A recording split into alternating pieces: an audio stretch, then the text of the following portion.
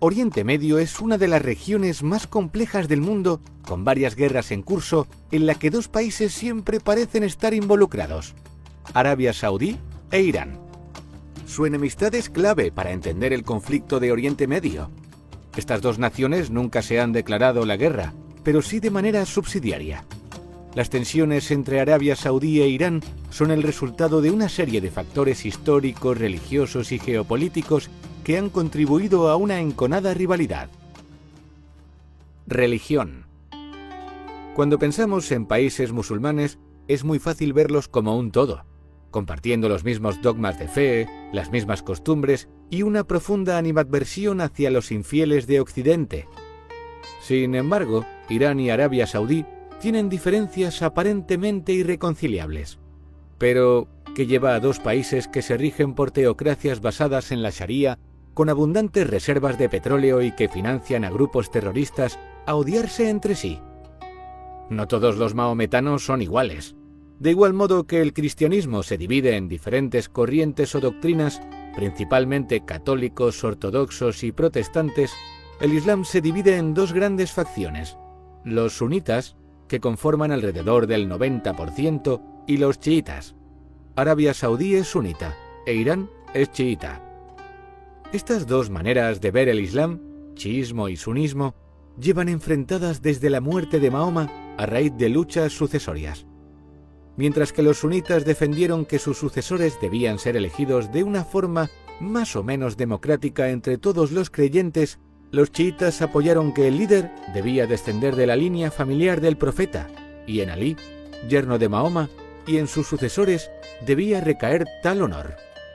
Al no conseguir llegar a un acuerdo, ambas familias del Islam se separaron y su enfrentamiento llega hasta nuestros días. Los chiitas están concentrados en las tierras de la antigua Persia, es decir, en Irán y su área de influencia. Sin embargo, los sunitas se extienden por todo el mundo islámico, pero la corriente wahabita saudí se concentra en la península arábiga. Como custodio de los lugares sagrados, Meca y Medina, los saudíes son los principales referentes morales del sunismo wahabita. En julio de 1987 ocurrió la masacre de la Meca, cuando las autoridades saudíes reprimieron una multitudinaria manifestación antiestadounidense y anti-israelí de peregrinos iraníes en la Meca. Durante los disturbios murieron alrededor de 400 peregrinos, 275 de ellos iraníes. En respuesta, grupos de manifestantes asaltaron la embajada saudí en Teherán y retuvieron al personal diplomático como rehenes. Tras esta crisis, Arabia Saudí rompió relaciones diplomáticas con Irán por primera vez. Arabia Saudí. Arabia Saudí es un país joven. A principios del siglo XX, antes de la Gran Guerra, buena parte de las zonas costeras de la península arábiga estaban bajo el control del Imperio Otomano. Sin embargo, tras la derrota y posterior desaparición de los grandes imperios centrales, la península se sumergió en una cruenta guerra civil de todos contra todos, auspiciada por el repentino vacío de poder. Nómadas del desierto, agrupados en tribus y capitaneados por pequeños reyezuelos que hacían las veces de caudillos, practicaban la guerra por su cuenta mientras intentaban imponerse sobre otras tribus, pero sin llegar nunca a conseguirlo, hasta el comienzo de la década de los 30. Apoyados por los ingleses, la tribu saud logra derrotar a todas las demás, naciendo así el Reino de Arabia Saudí en 1932. Pero no penséis en un país como el actual, no. Pensad en un país extremadamente pobre, sin luz o electricidad, sin carreteras, siempre dispuesto a mendigar cualquier ayuda extranjera que le pudiera permitir seguir subsistiendo. Pero lo que nadie sabía era que la solución a todos sus problemas se encontraba precisamente bajo sus mismos pies. Fue así como una empresa petrolera estadounidense, Standard Oil of California, descubrió el precioso oro negro, un petróleo como nunca antes se había visto, especialmente abundante, de gran calidad y muy fácil de refinar. Las petroleras estadounidenses eran imprescindibles para convertir el negro líquido en dinero contante y sonante. Pero la casa Saud no era tonta, no iba a permitir que los estadounidenses se llevaran todo el petróleo de buenas a primeras, por lo que formaron una empresa, Aramco, una empresa mixta entre el gobierno saudí y las empresas privadas americanas. Empieza una bonita amistad entre ambos gobiernos.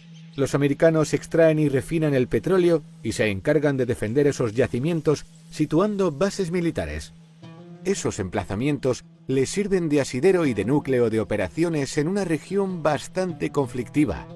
En los años 50 y 60 del siglo XX, los malos de la película no son los islamistas, sino los comunistas y los saudíes, con sus mezquitas, sus mansiones de lujo y sus piscinas rebosantes de petrodólares. No se llevaban especialmente bien con los soviéticos y sí con los occidentales.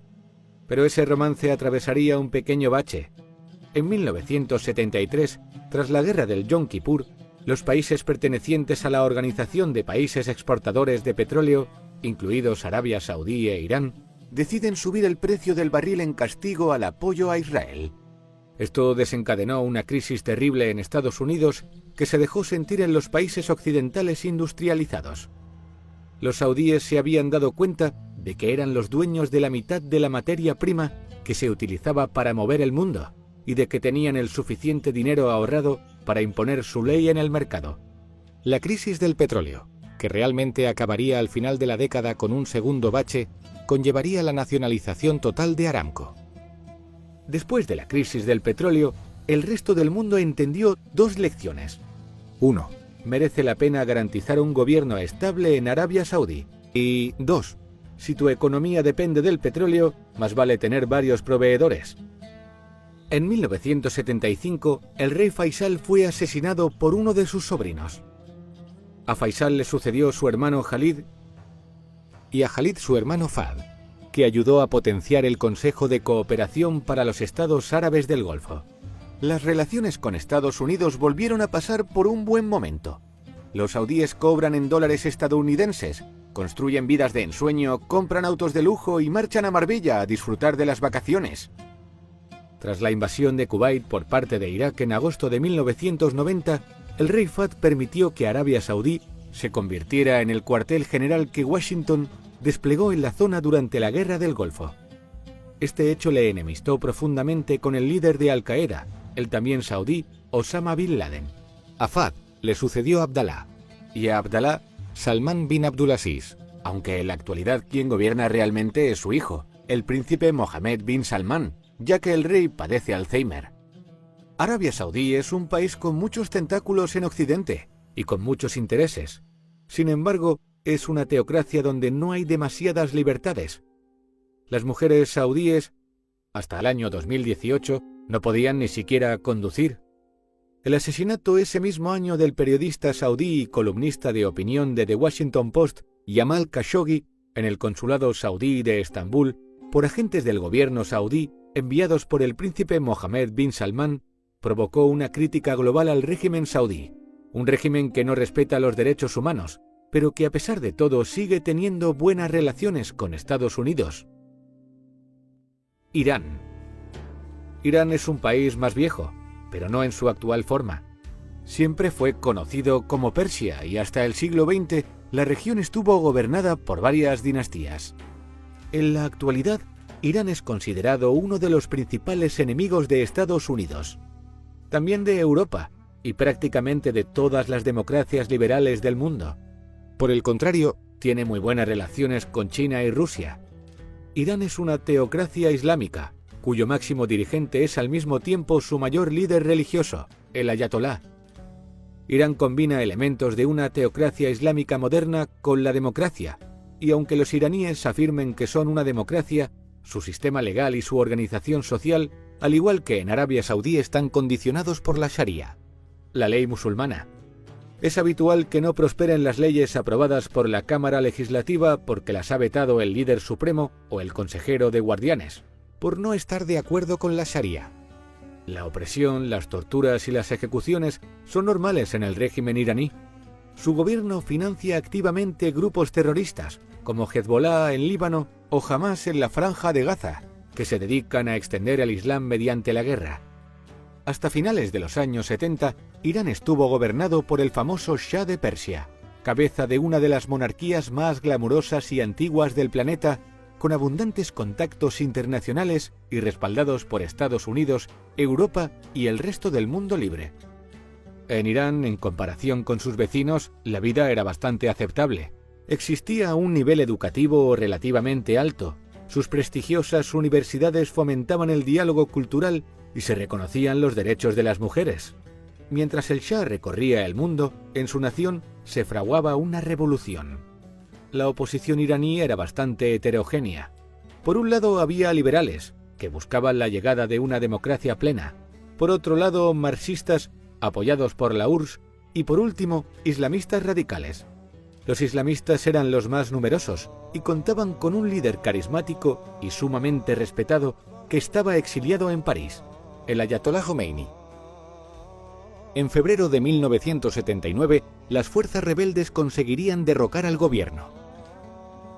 El Shah por entonces ya se encontraba exiliado. El Ayatolá Jomeini regresa a Teherán, donde se permitió el lujo de disfrutar de un espectacular baño de masas.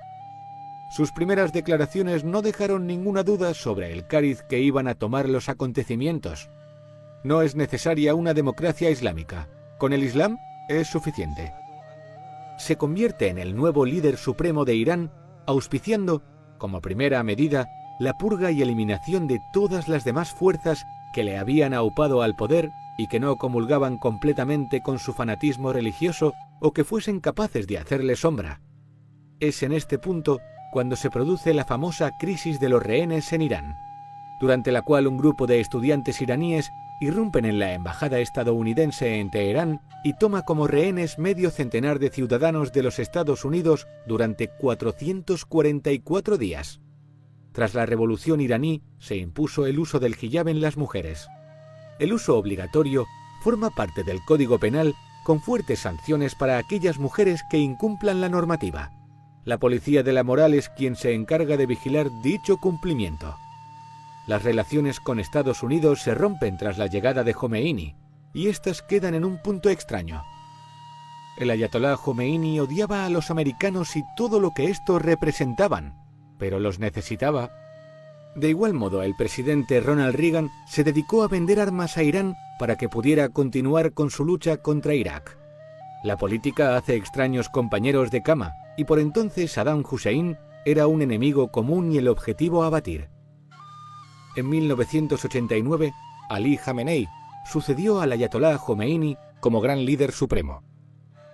En 1997 se elige presidente de la República a Mohammad Khatami, un líder que trató de abrirse tímidamente a Occidente. Se intenta restablecer la amistad con Estados Unidos, pero la actitud beligerante del líder religioso Ali Khamenei con Israel y el apoyo constante a grupos terroristas como Hezbollah impiden el buen curso de las negociaciones. Esto forzó a que Bill Clinton declarase que no consideraría aliarse con Irán hasta que este país dejase de financiar a los terroristas que buscan acabar con los israelíes. Cuando en 2005 Mahmoud Ahmadinejad, proveniente de los sectores más conservadores, llega al poder, se acabaron los coqueteos del gobierno con la modernidad. La lucha contra las mujeres y los homosexuales se recrudece. Antes de esa fecha, incluso se habían aprobado leyes sobre el divorcio y más de la mitad de los universitarios del país eran mujeres. Cierto era también que las violaciones de los derechos humanos eran constantes, pero hay que considerar el entorno, ya que los países de alrededor obran de manera similar. Irán lleva muchos años desarrollando un programa para fabricar un arma nuclear. Un gobierno que odia a muerte a Arabia Saudí y a Estados Unidos, que no reconoce el Estado de Israel y que niega el holocausto nazi, provoca, como te habrás podido imaginar, verdadero pavor en Occidente con semejante poder a su disposición. Proxy Wars. Por último vamos a hablar de las Proxy Wars, o guerras subsidiarias, en las que Irán y Arabia Saudí están enfrentadas de alguna manera. Una guerra subsidiaria es un conflicto en el que dos potencias rivales utilizan a terceros como sustitutos en vez de combatir directamente. Yemen. La guerra civil en Yemen es uno de los ejemplos más destacados de una proxy war entre Arabia Saudí e Irán. En Yemen, los rebeldes hutíes, que pertenecen a la rama chií del Islam y cuentan con el respaldo de Irán, se enfrentan a las fuerzas leales al gobierno yemení, que está respaldado por una coalición liderada por Arabia Saudí. Esta guerra ha causado una devastadora crisis humanitaria en Yemen y ha aumentado aún más las tiranteces entre los dos países. Grupos como Al-Qaeda en la península arábiga han visto la ocasión perfecta para aumentar el caos para fortalecer su presencia. Siria. El conflicto civil en Siria también ha funcionado como una guerra subsidiaria en la que Arabia Saudí e Irán han respaldado a diferentes facciones. Arabia Saudí ha apoyado a grupos rebeldes suníes, mientras que Irán ha brindado su respaldo al régimen del presidente Bashar al-Assad, que pertenece a la rama alauita del Islam chií.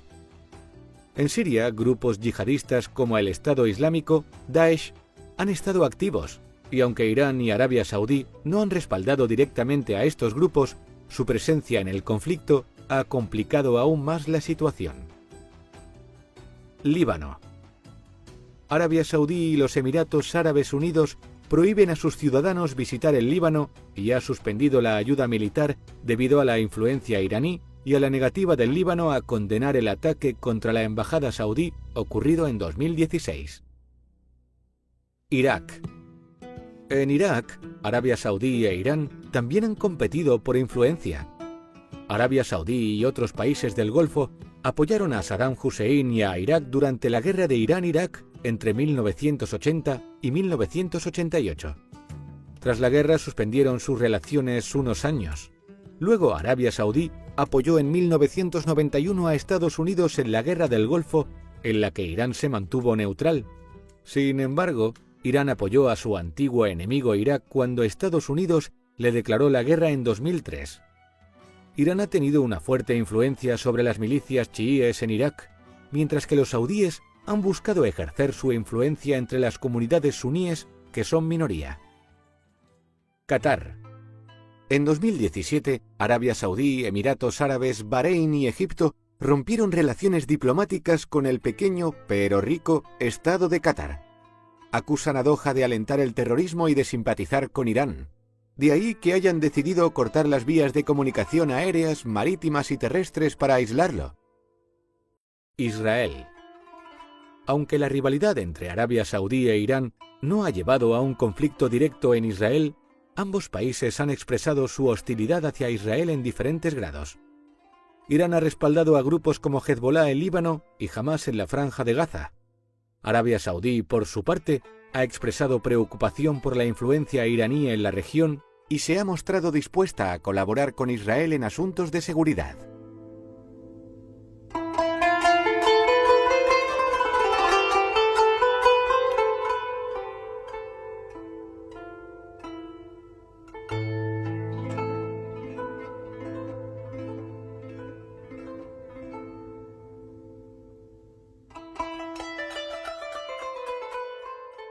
¿La Inquisición perseguía a las personas por atreverse a soñar? ¿El duque de Alba se comía a los niños? ¿Felipe II mató a su hijo? ¿Hubo genocidio en América?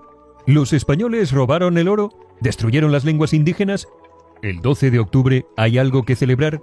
¿Virreinatos o colonias? ¿Atraso español? ¿Decadencia? ¿Racismo? No hay ningún interés en ocultar que la historia de España, como todas las historias nacionales, tiene sus capítulos negros donde abundan atrocidades, traiciones, crímenes, corrupción, matanzas. Pero una cosa es la historia negra y otra muy diferente, la leyenda negra. Javier Rubio Doncé hace un exhaustivo repaso de todos estos clichés que tanto preocupan a algunos compatriotas. Pero este no es otro libro sobre la leyenda negra, ya que el autor va más allá, abordando temas tangenciales e igualmente interesantes: reconquista, hispanismo, reunificación hispana, nacionalismo, indigenismo, anglofobia, iconoclastia, leyenda rosa, España contra su leyenda negra, mitos, agravios y discursos. Un libro de Javier Rubio Doncé con prólogo de Fernando Díaz Villanueva.